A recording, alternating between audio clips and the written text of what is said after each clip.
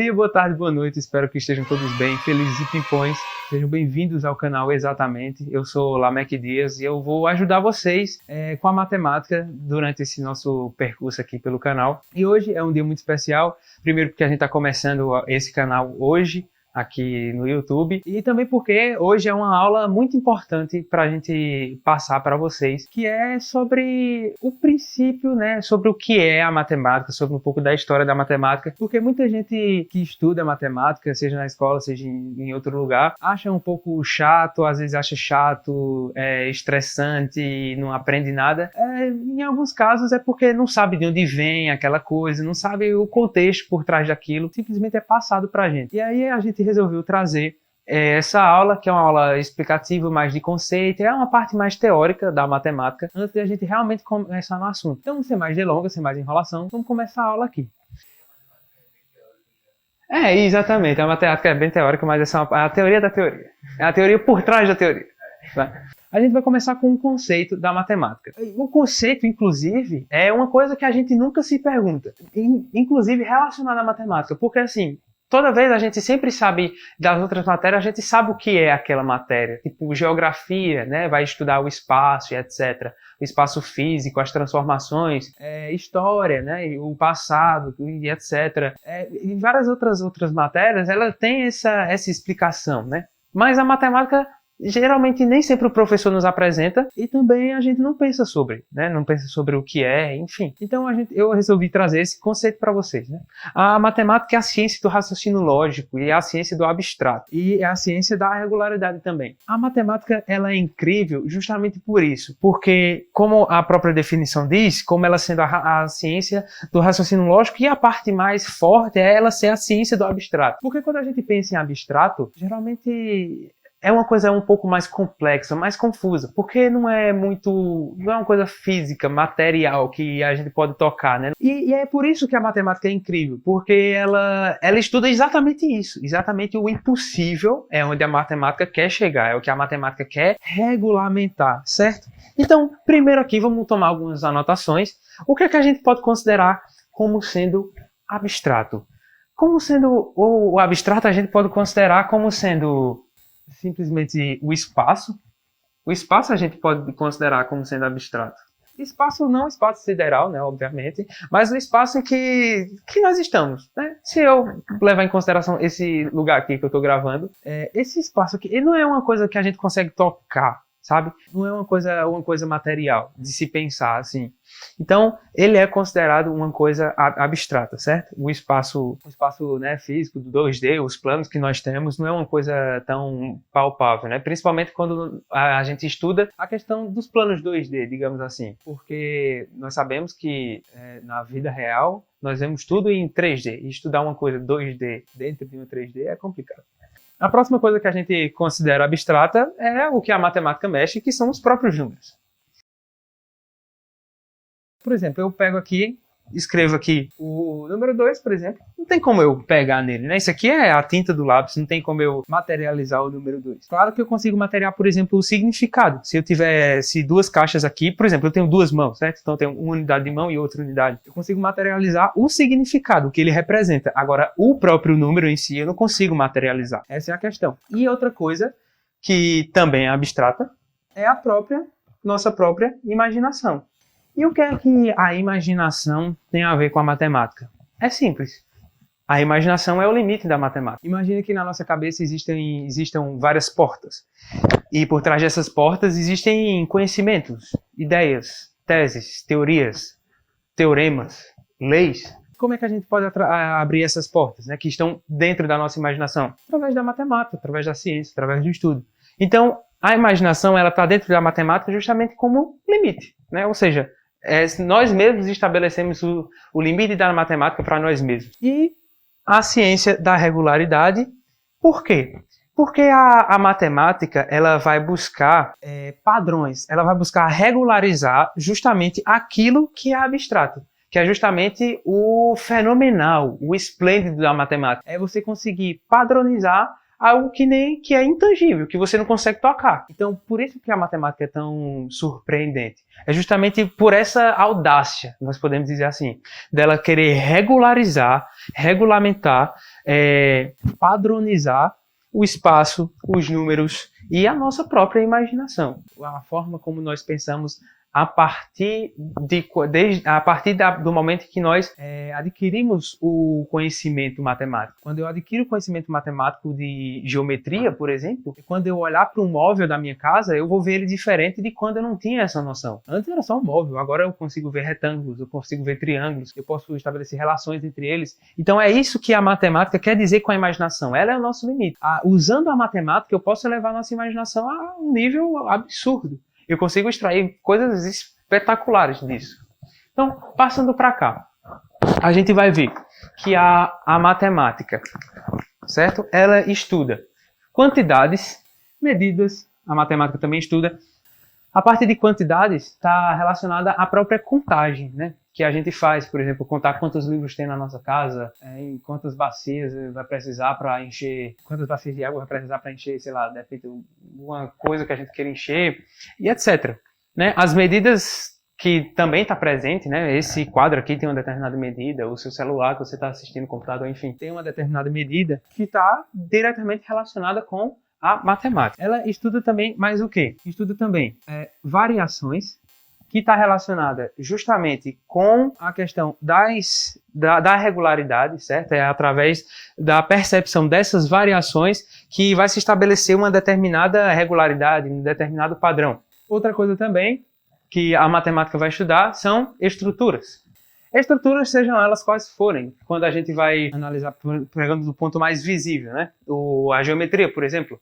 As estruturas dos triângulos, quadrados, hexágonos e etc. E além de outras estruturas também, estruturas numéricas, estruturas de padrões também, enfim.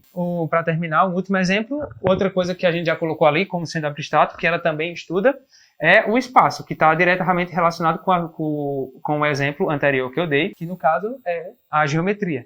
Esse aqui são alguns exemplos do que a matemática ela vai estudar. Então, quantidades, medidas, variações, estrutura, espaço, a gente pode incluir também aqui estatística, que é a organização de dados. Quando o matemático, ele entende esse conceito, ele entende o desafio dele, né? A tarefa que ele tem de regularizar, de padronizar o abstrato, que é uma tarefa em tanto, inclusive. E aí ele tem todo esse contexto aqui de estudo, né? E aí ele pode chegar a algumas conclusões. A partir disso aqui é que vem a parte, digamos, mais didática, da atmosfera mais didática da matemática, que é a questão mais didática mesmo, sabe? Do próprio estudo da matemática, digamos assim.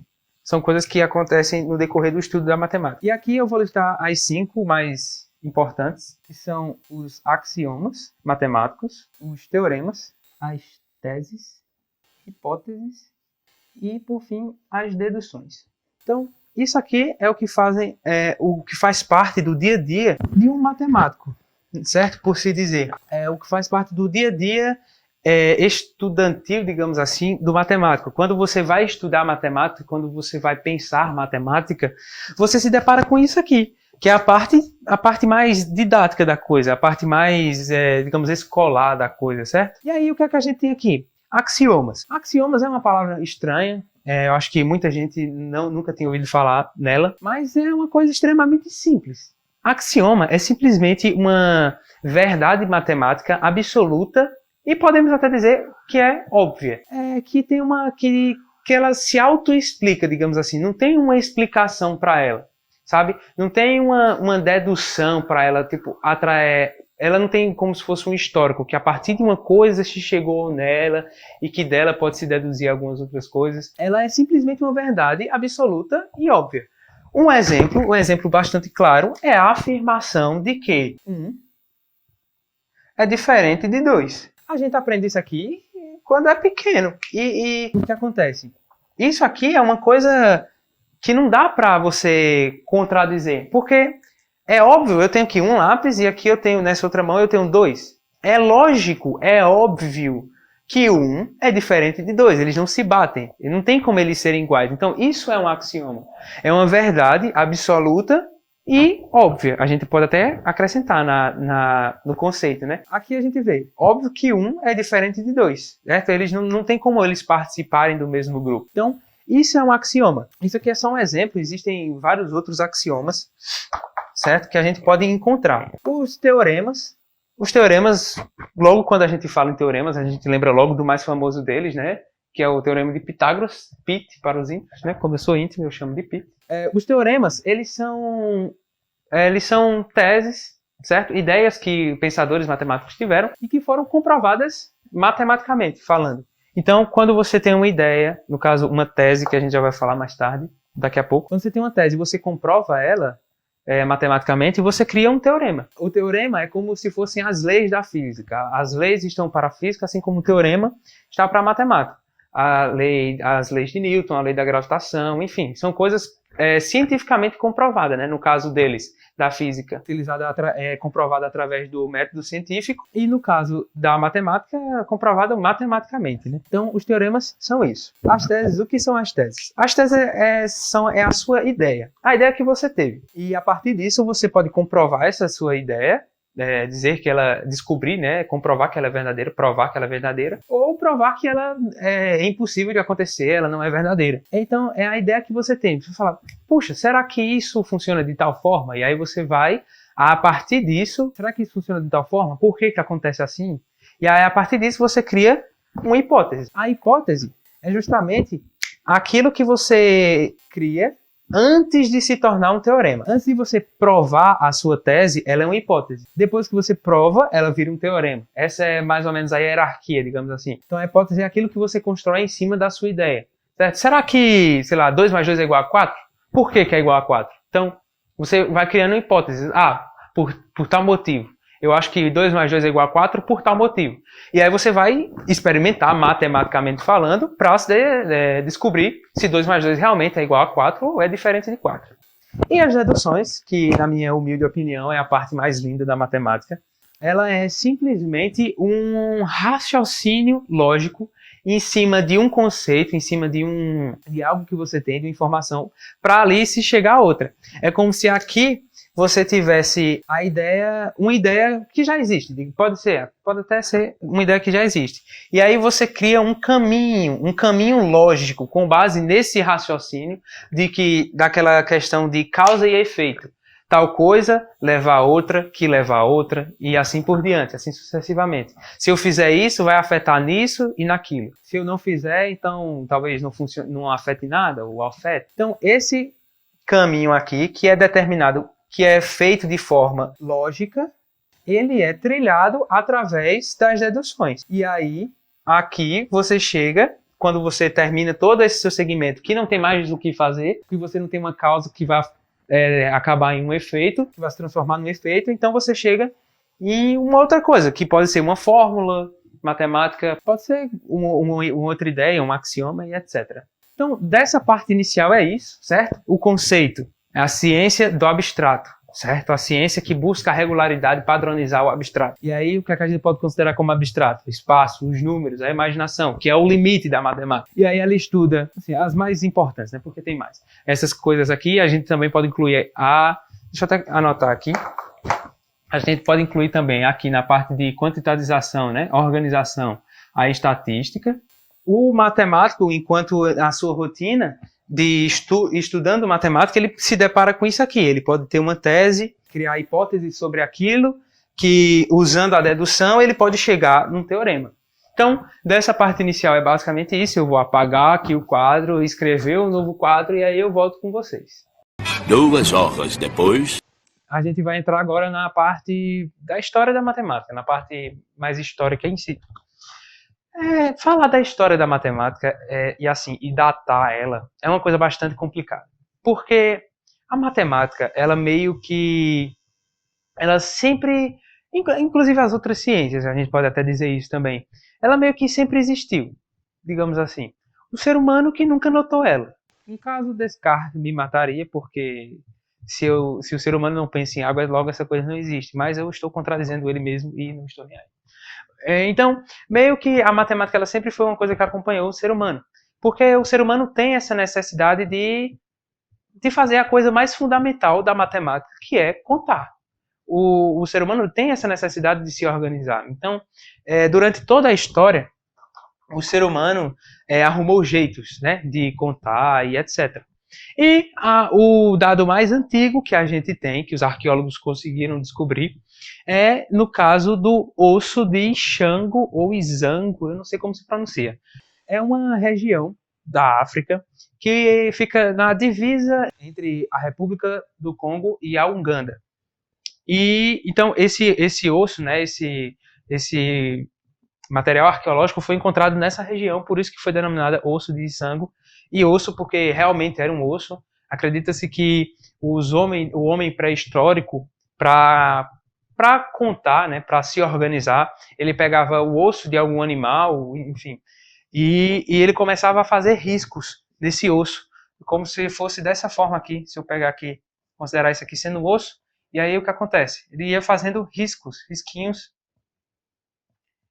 e aí ele ia, a partir disso aqui, contando, certo? Enfim, contando o que ele sentisse a necessidade de contar. A partir desse sistema aqui. Outra coisa também que a gente escuta muito é em relação a pedras, né? A contagem através de pedras. Principalmente quando fala-se dos pastores, né, de ovelha, que eles determinavam quantas ovelhas tinham através da contagem de pedras. Então, para cada ovelha, ele atribuía uma pedra, ele percebia quantas vezes ele contava as pedras e quantas vezes ele contava as ovelhas. E aí, através dessa comparação, ele sabia se tinha ovelhas a mais ou ovelhas a menos, e aí tomava devidas providências. Então, o resquício mais antigo da matemática presente na sociedade, presente junto com o ser humano, que a gente tem é justamente esse osso, né, que foi encontrado aí na região de Ixango, por isso que é denominado osso de Ixango. E fora esse outro método de contagem, né, que é utilizando as pedras. Andando um pouco mais à frente no tempo, nós chegamos na civilização egípcia, que foi uma civilização extremamente importante, não só para a matemática, mas para todas as outras ciências, química, biologia, medicina principalmente, física, enfim, a maioria das ciências foram bastante elaboradas e desenvolvidas pelos egípcios, principalmente por conta da complexidade da sua sociedade, né? Um exemplo que eu posso dar agora é a questão do enterro, né? Do enterro, entre aspas, porque não era bem um enterro, dos faraós, que eles, como bem sabemos, eles eram enrolados, né, em faixas, e ali o corpo ele era conservado. E aí, para você conservar o corpo, hoje em dia nós temos o formol, que na época eles desenvolveram utilizando o conhecimento químico, né, através da mistura de substâncias e etc. E através disso conseguiram desenvolver essa substância que conservava o corpo humano, né? Então, esse é só um exemplo dentre toda a complexidade da sociedade egípcia. Em relação à matemática, os arqueólogos também acharam esse papiro de Hind, ou Hind, não sei exatamente como se pronuncia, mas papiro porque vem de papel, então é um escrito, né, um escrito matemático, e Hind é o carinha que escreveu, deixou os registros matemáticos. E ele é datado de aproximadamente de 1600 a.C. E o que é que ele falava, basicamente? Então, o primeiro ponto a se destacar é operação. Ele tinha escrito, certo? Alguns esquemas, alguns sistemas, regras de operação com frações. Você percebe, fração, que é uma coisa que muita gente tem dificuldade, e às vezes a gente pode achar, e realmente é uma coisa muito mais complexa do que os números normais que a gente já está acostumado. E naquela época, né, 1600 a.C., eles já teorizavam sobre isso, certo? A outra coisa é a questão. E o que seriam esses problemas aritméticos? A gente vai falar um pouco mais de aritmética no próximo tópico, mas só adiantando, são as operações que a gente pode fazer entre os números, certo? De adição, subtração, etc. Então, eles deixaram registrados também alguns problemas aritméticos e formas de resolver eles. Outra coisa também eram alguns problemas Então, eles também deixaram isso registrado. Alguns problemas com equações do primeiro grau. Equações simples, né? Aquilo que a gente está acostumado. X mais 2 igual a 3, por exemplo. E aí você tem uma incógnita e, a partir do desenvolvimento, você descobre qual é o valor dessa incógnita, dessa letra, né? E, para finalizar, uma última coisa é a questão de medidas de superfícies e volumes, algumas questões relacionadas a medidas. Medições de superfícies e volumes, que é justamente o cálculo de áreas, alturas, comprimentos, o volume, né, de determinadas coisas. E um caso bastante interessante que a gente pode apontar é o caso da medição das pirâmides do Egito, que foi feita por Tales de Mileto, né? Segundo um discípulo de Aristóteles. Tales foi desafiado por um faraó, não lembro o nome dele, a medir, né, a pirâmide do Egito. Uma pirâmide, acho que ela tinha um nome específico, que infelizmente eu não lembro agora. E basicamente a estratégia de Tales foi usar a questão da semelhança, né, de triângulos. É a ideia primordial, né? Era o princípio, né? Era como se fosse aquilo que ele fez foi o feto da semelhança de triângulo, que era basicamente ele pegou, aqui tinha a pirâmide, e essa pirâmide tinha uma determinada altura, que era o que ele queria. E aí ele utilizou do Sol, que formava uma determinada sombra, na verdade, aqui da pirâmide. E aí o que foi que ele fez? Na frente ele colocou uma estaca que também formava uma sombra, certo? E a partir disso, ele mediu essa sombra e mediu também a sombra da estaca, ele sabia esse valor aqui, e a partir disso ele conseguiu determinar uma razão entre as duas sombras e as duas alturas, e assim ele conseguiu chegar na altura da pirâmide. Certo? Então ele venceu o desafio, não sei o que ele ganhou, mas deve ter ganhado muitas coisas. Isso aqui é um exemplo de que os egípcios, né, a partir dessa experiência, que os egípcios já tinham conhecimento, né, sobre superfícies e volumes. Eles adquiriram esse conhecimento. A contribuição, assim, por cima, né, porque foi imensa a contribuição dos egípcios, como eu já falei, não só para a matemática, mas para várias outras ciências também. É basicamente essa, né? O papiro de Hind foi o máximo de informação assim que a gente conseguiu, que a gente adquiriu, né? O mais importante, digamos assim. Avançando um pouco mais também no tempo, a gente chega na era pitagórica, que foi uma era bastante proveitosa para a matemática, de bastante desenvolvimento, não só pelo próprio Pitágoras, né, que por si só foi uma pessoa incrível, né, bastante inteligente, mas também por todo o contexto que a Grécia estava vivendo naquela época. Nós bem sabemos que a Grécia foi o berço da filosofia, né, ou seja, a filosofia que é justamente aquilo que originou. A partir dela, o ser humano começou a pensar sobre o que é ciência, sobre o conceito das coisas, o que está por trás das coisas, a explicação, sem atribuir a um deus, como era atribuído tanto na civilização grega quanto na civilização egípcia também. Eles tinham os deuses dele e começaram a explicar a natureza pela própria natureza. Disse, não, isso aqui é assim por isso e isso, não porque o deus quis assim, enfim, Zeus está com raiva, por isso que salta trovão na terra, é Poseidon também, por isso tem tsunami. Não necessariamente por isso, mas por outros fatores, outras explicações. Então, a era pitagórica, tanto o próprio Pitágoras, porque Pitágoras foi um filósofo, e também pelo próprio contexto, algo que se desenvolveu bastante foi a filosofia da matemática. A partir disso aqui, abriu vários caminhos, assim, questões, digamos assim, mais abstratas, né? Apesar de que a matemática já é uma grande abstração, mas questões mais abstratas foram discutidas. Como, por exemplo, a partir disso, Pitágoras chegou no que nós conhecemos hoje como os números, né? Que é o mais importante de Pitágoras a ser lembrado, fora o teorema.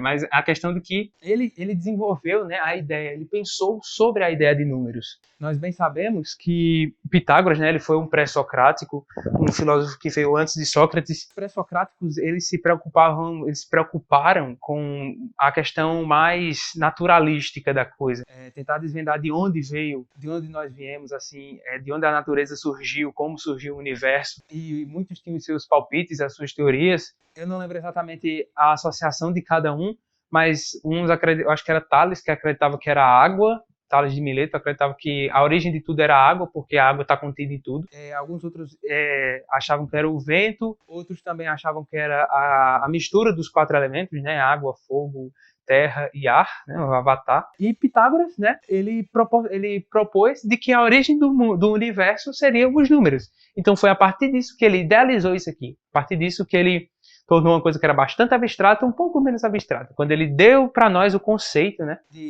dos números. A outra coisa, né, inclusive, outra coisa, com os números, né, veio a aritmética, que é justamente, como eu falei antes, né, que a gente vai estudar mais para frente, é a relação, né, que é estabelecida entre os números. Porque você tem um conceito de número, mas o que fazer daqui para frente? A outra coisa que não tem como esquecer, você fala de Pitágoras e já lembra disso, que como eu falei, o teorema, né, o teorema de Pitágoras, é a parte da geometria. A geometria na era pitagórica, ela foi muito, mas muito bem relacionada, muito bem trabalhada, desenvolvida. Exatamente porque, né, por isso, né, que a gente tem o teorema de Pitágoras e tantas outras desenvolvimentos na parte geométrica. E o último tópico aqui seria justamente a junção desses dois aqui. Quando ele aplicou foi, caramba, tá bom, vamos lá. Tô sabendo bem.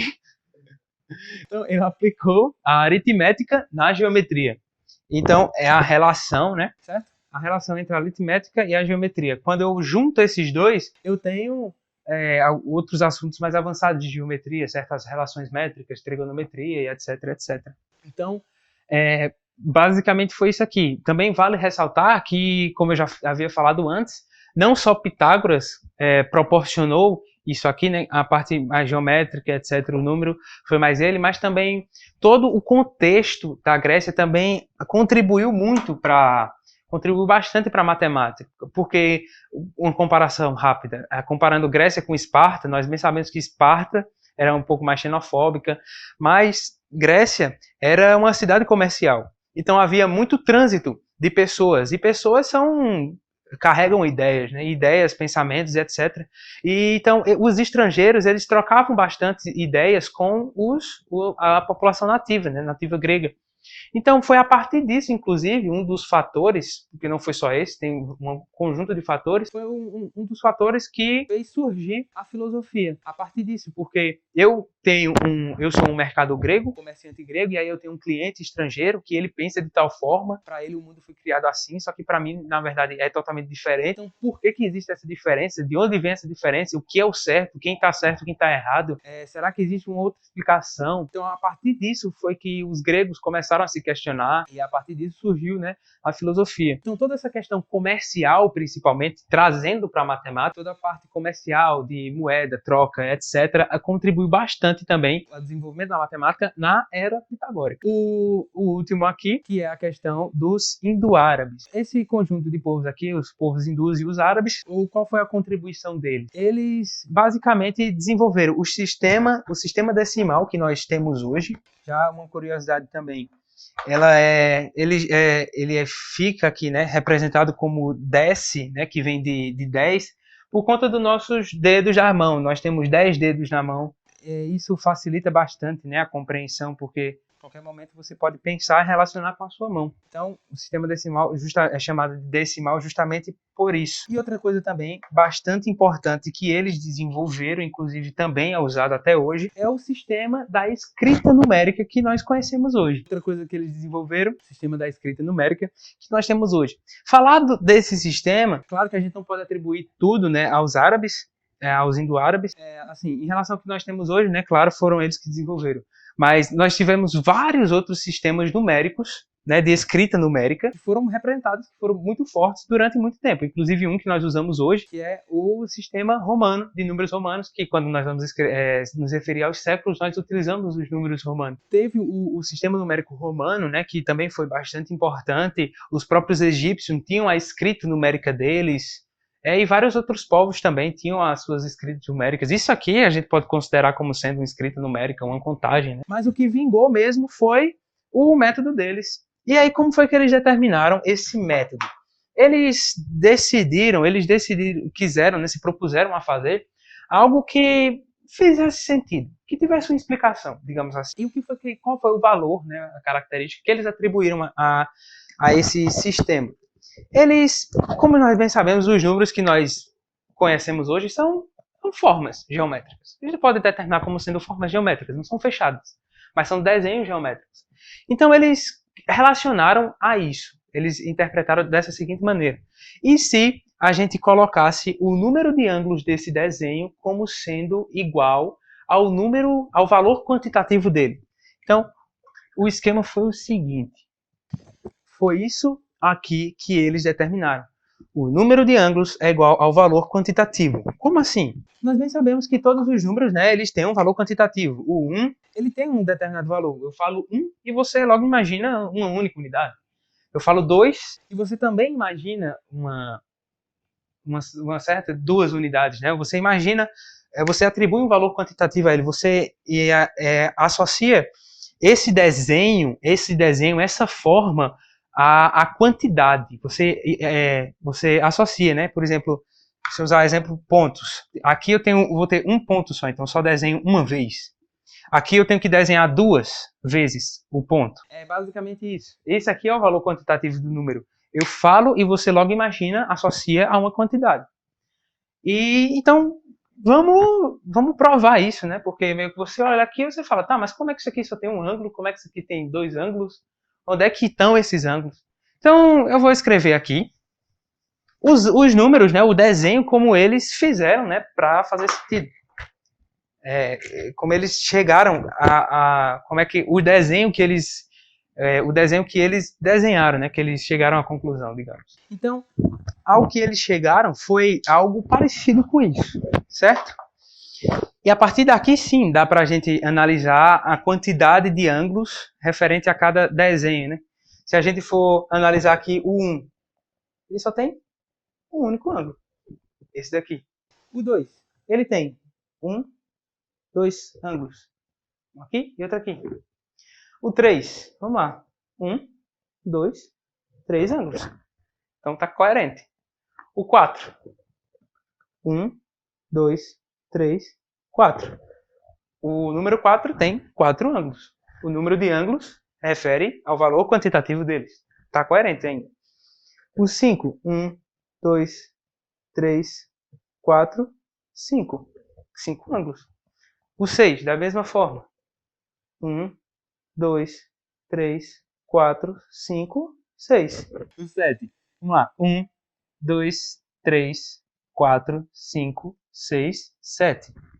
O 8, da mesma forma. Temos 4 desse retângulozão de baixo e 4 desse outro aqui. 2, 3, 4, 5, 6, 7, 8. O 9. 4 aqui. 2, 3, 4, 5, 6, 7, 8, 9. Então, foi essa ideia que eles usaram. E realmente é coerente, faz sentido. O número de ângulos equivale ao valor quantitativo deles.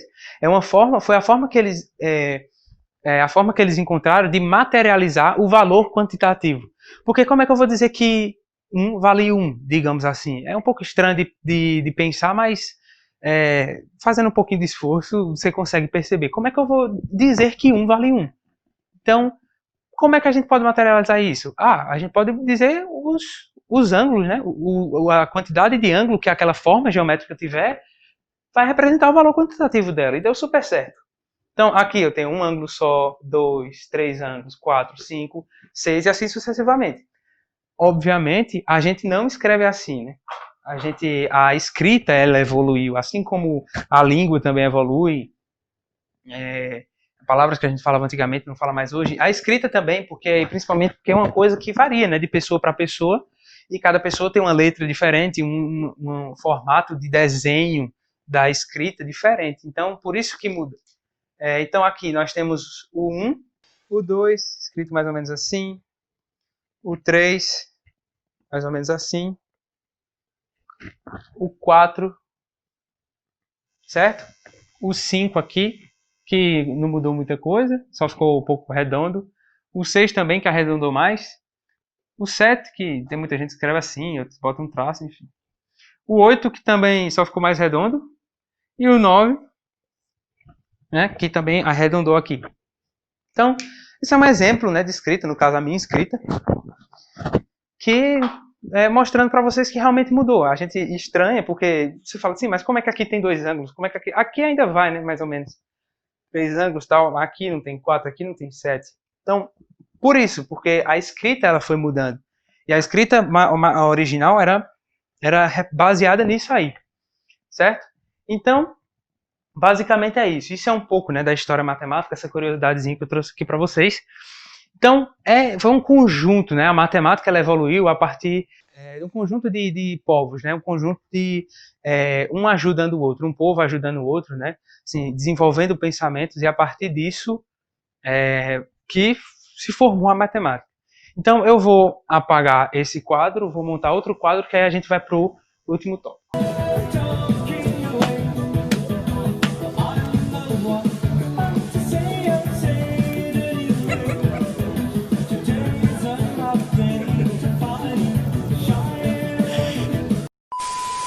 Então, voltando aqui para o nosso último tópico, agora a gente vai falar das áreas da matemática, que é uma coisa também que não é tão comentada assim, às vezes a gente fica perdido, porque passa só os assuntos, e a gente não sabe o que é que a gente está trabalhando.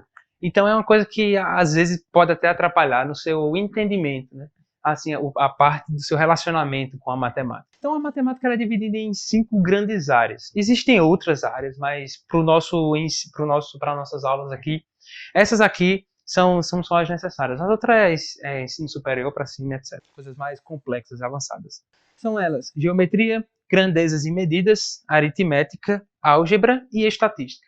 Eu vou falar um pouco mais, fazer alguns enunciados em cima delas aqui para a gente entender um pouco melhor. A primeira, vou chamar aqui de 3.1, é geometria. E a geometria, ela trabalha com as formas, né? De novo, né, aparecendo no espaço, aquilo que a gente já determinou como sendo algo abstrato. E a geometria, ela é a parte da matemática que vai lidar justamente com o espaço. Então, as formas, né, ela está relacionada às formas geométricas, né, que a gente conhece, tanto bidimensional quanto tridimensional, o cubo, a pirâmide, o triângulo, o quadrado, o retângulo, etc. E onde é que essas formas se encontram? Justamente no espaço. Então, meio que a forma está dentro do espaço, né? Não tem como existir algo se ele não estiver dentro do espaço. Alguns exemplos, né, de assunto que a gente vai ver aqui, estudar aqui.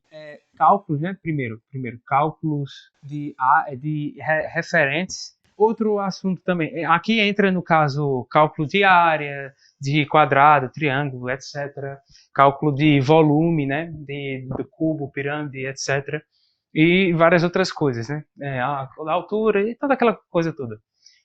Outro exemplo também de assunto é relações.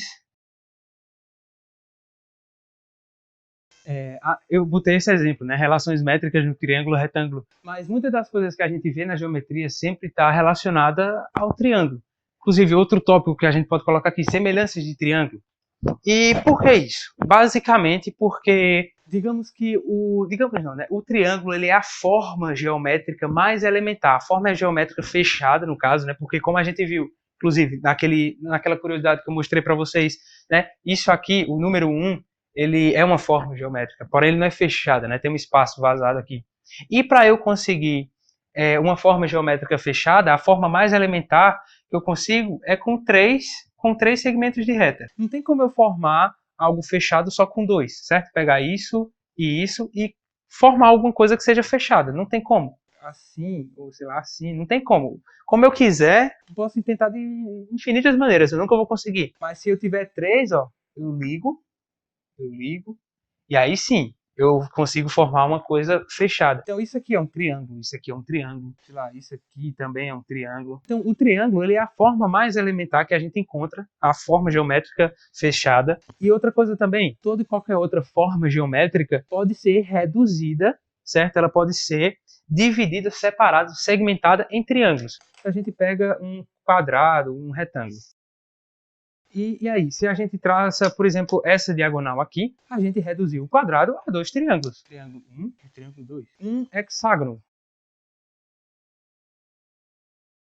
Então, eu consegui reduzir, né? Eu consegui segmentar esse hexágono em, no caso, 6, 1, 2, 3, 4, 5, 6 triângulos. E, inclusive, a partir disso, a partir desse conhecimento, eu consigo chegar em algumas deduções sobre a outra forma geométrica. Por exemplo, a área de um quadrado, eu posso determinar como sendo 2 vezes a área desse triângulo e desse, já que os dois são iguais. A área do hexágono também, do hexágono regular, no caso, né? É 6 vezes a área do triângulo que está aqui dentro. Então, através do triângulo, eu posso chegar em várias outras conclusões para as outras formas geométricas. Por isso que o triângulo ele é tão importante na geometria e ele aparece tanto, justamente por a sua elementariedade. Um outro exemplo de conteúdo que a gente vai estudar sobre a geometria é mais ou menos isso, certo? Para não se aprofundar, para não se prolongar muito.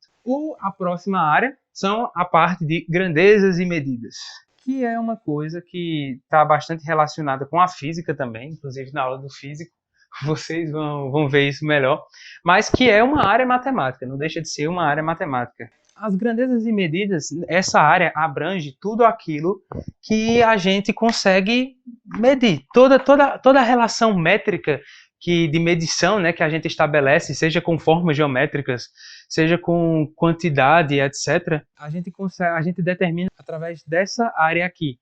Então, aqui a gente pode listar o nosso próprio sistema métrico decimal, também as transformações, né, transformações métricas, que seria justamente, por exemplo, aí, nesse caso aqui, a gente já entra também na parte de grandezas, que seria, por exemplo, eu transformar litros em centímetros cúbicos, certo? Eu peguei duas grandezas diferentes. Eu peguei uma grandeza que mede algo mais relacionado ao volume, no caso, assim, os centímetros cúbicos também, né?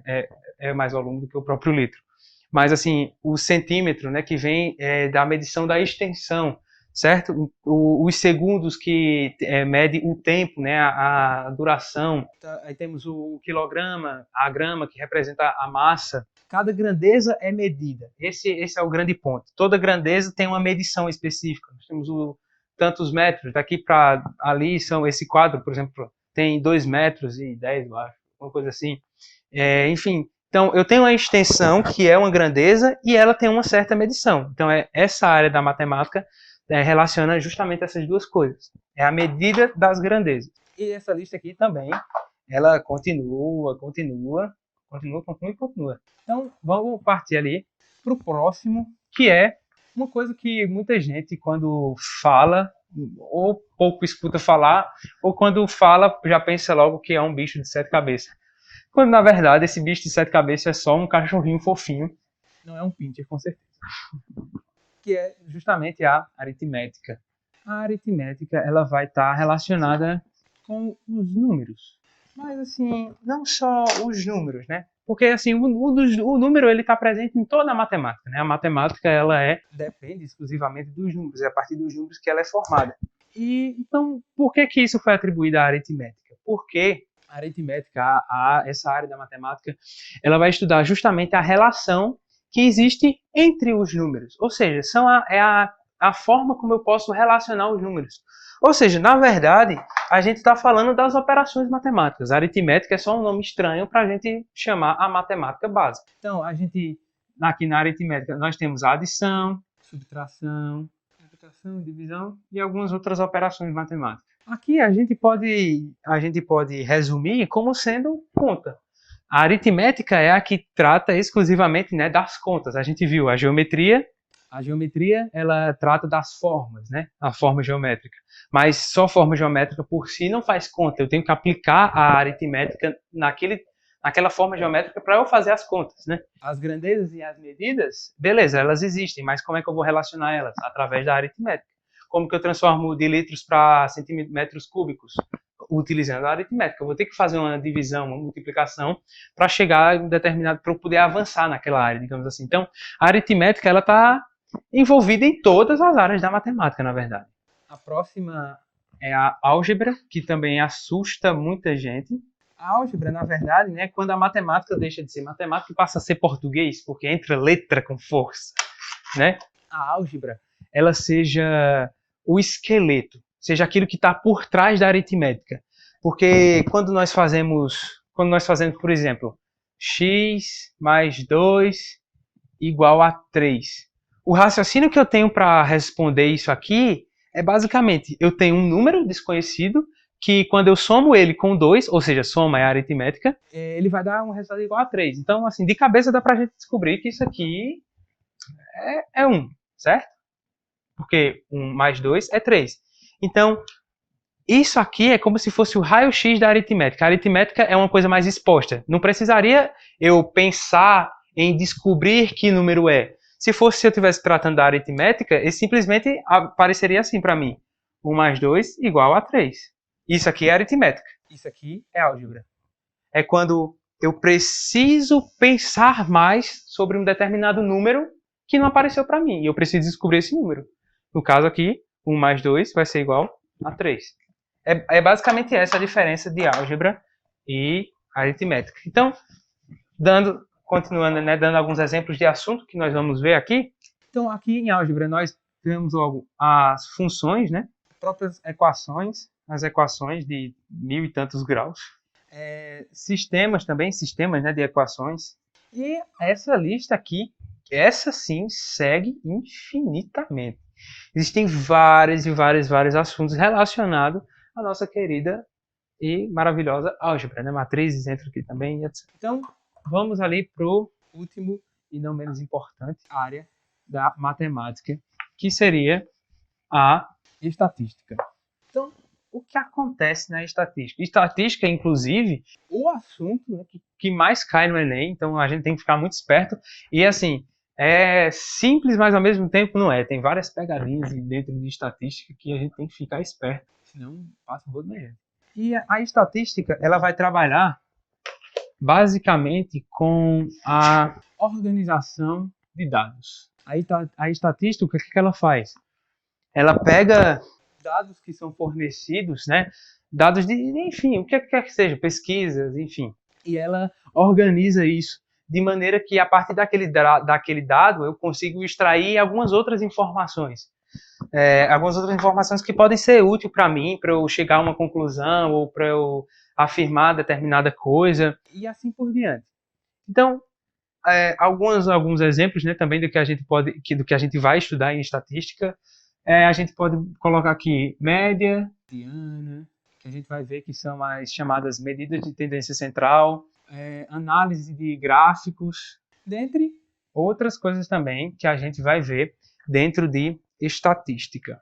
Recapitulando, basicamente isso, nós temos 5 grandes áreas na matemática: a geometria, né, que lida com o espaço e tudo que está contido nele, as formas e etc. As grandezas e medidas, que trabalham juntas, né? As grandezas, elas sempre são medidas, elas precisam da métrica. A aritmética, que é basicamente a conta bruta que a gente faz. A álgebra, que de maneira geral é aquilo que é como se fosse o esqueleto, né, da aritmética, que a gente, a partir da álgebra, na álgebra a gente tem que pensar sobre um número que está relacionado com outros, e aí a gente descobre a aritmética por trás daquilo, digamos assim. E a estatística, que é a organização de dados, para a partir dessa organização eu conseguir extrair algumas outras informações. Então, é basicamente isso, esses 3 tópicos que eu quis trazer aqui para vocês. Espero que vocês tenham realmente do coração, tenham gostado. Se inscrevam no nosso canal, estamos começando agora, somos pequenininho, mas a gente tem esperança de que um dia vai crescer, né? A nossa hora vai chegar.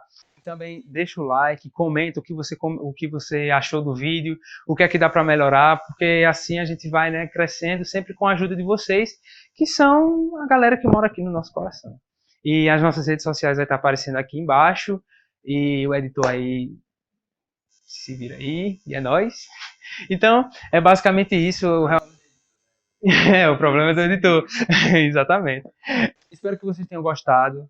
De verdade, é basicamente isso. E até a próxima aula, que aí sim a gente vai começar com um assunto de verdade. É a parte que realmente muitos gostam, outros desgostam. Mas eu tenho certeza que com esse canal aqui, quem não gosta de matemática, ó, vai começar a amar matemática. Então, até isso, até a próxima. Não se esqueça de novo de se inscrever, deixar o like, comentar, para a gente saber o feedback de vocês, o que é que vocês estão achando. Se não gostar, dá dislike, mas pelo amor de Deus, né? Fala nos comentários aí. Exatamente. Ou se você só quiser ser hater mesmo, toma aí junto também. Você mora aqui no Coração também.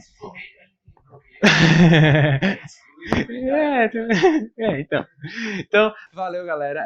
É isso, então, e até a próxima.